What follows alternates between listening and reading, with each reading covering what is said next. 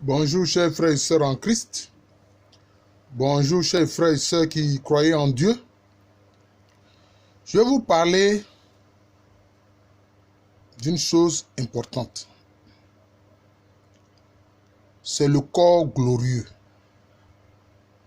qu'on appelle aussi le corps de résurrection. C'est vrai, le Christ Jésus, par son sacrifice unique et éternel, sauve l'âme humaine.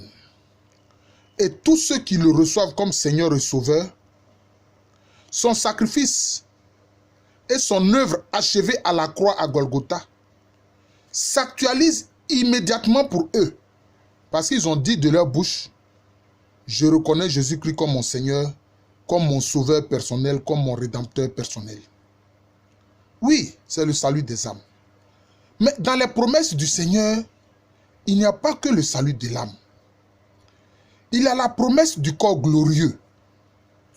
Donc, je veux parler du corps glorieux. Quelquefois, certaines personnes se laissent tromper par des organisations qui pratiquent de l'ésotérisme, etc., qui parlent de l'âme, ils insistent sur l'âme, notamment la sortie de l'âme du corps, etc. C'est vrai. Quand le Christ nous sauve notre âme, après la mort du corps physique, est dans la félicité. Mais je vous ai dit que le Seigneur Jésus-Christ nous promet aussi le corps glorieux, qui est le corps de résurrection. C'est pour ça qu'il a dit que ceux qui croient en lui vont ressusciter, qu'il va les ressusciter d'entre les morts. Mais quand on est ressuscité par le Seigneur, comment fonctionne ce corps de résurrection, ce corps glorieux? Comment il fonctionne? Sachez une chose, l'âme ne peut pas avoir d'emprise sur les choses physiques. C'est le corps physique qui a emprise sur les choses physiques, qui peut toucher un objet physique, toucher une pierre, toucher un arbre, du bois, etc. Mais quand la personne meurt, son âme n'a plus la capacité, son âme n'a pas la capacité comme son corps physique de toucher les objets physiques. Non, l'âme ne peut pas faire cela. Quand l'âme tente de toucher une chose physique, l'âme traverse cette chose physique-là. L'âme traverse cette chose physique. C'est pour ça que ceux qui souvent sont surpris par la mort, par exemple ceux qui les accidentés, ceux qui meurent brusquement par accident, mais quelquefois quand ils voient les gens en train de pleurer autour d'eux, mais leur âme s'écrie, mais je suis là. Je suis là. Il essaie même de toucher ses parents, les personnes qui l'aiment, qui sont en train de pleurer pour dire, je suis là, je suis là. Mais il ne peut pas les toucher parce que quand il tente de les toucher, sa main les traverse. Cela s'appelle l'effet tunnel. Dans la physique quantique, dans la physique des particules, cela s'appelle l'effet tunnel. Oui, l'effet tunnel. Mais Jésus-Christ, par le corps de résurrection, par le corps glorieux, l'une de ses promesses, c'est que le corps glorieux, là, le corps de résurrection, a non seulement la propriété de l'âme, mais aussi à la propriété du corps physique. C'est ça. C'est une promesse fantastique. Et c'est une vie de gloire à laquelle le Seigneur Jésus-Christ nous appelle.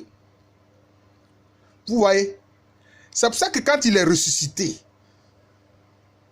au début, quand ses disciples l'ont vu, ils ont pensé que c'est un fantôme.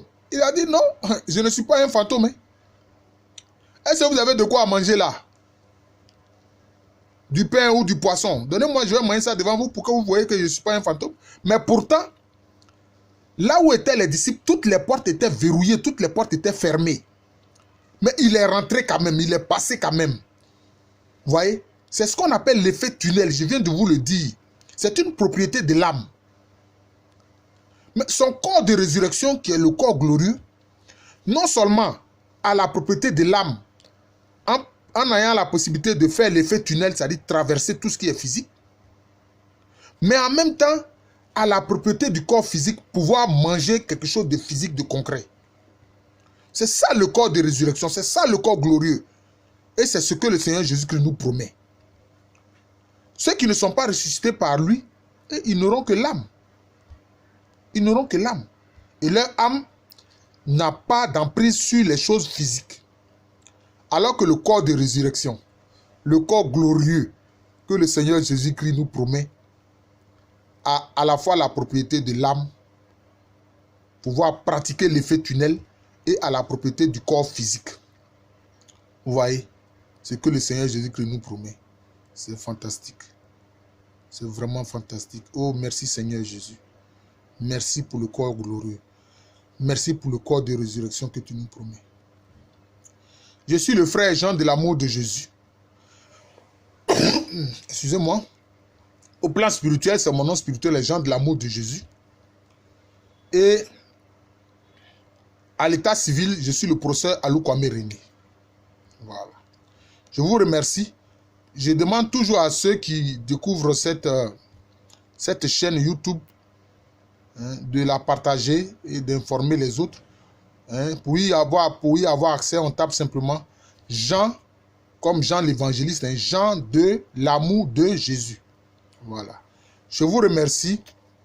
Je vous souhaite une bonne journée. Je vous souhaite la paix du cœur, la paix du Christ. Et soyons des fidèles disciples de Jésus. Voilà, soyons des fidèles disciples de Jésus. Et ce corps glorieux là, vous voyez, rien ne l'arrête. Il peut traverser le soleil, traverser les trous noirs dans l'univers, traverser une planète gazeuse géante qui a un vent terrible comme Jupiter, et rien ne vous arrête. Et dès que vous voulez aller à un endroit, dès que vous dites net, vous êtes dans cet endroit-là. Vous voyez?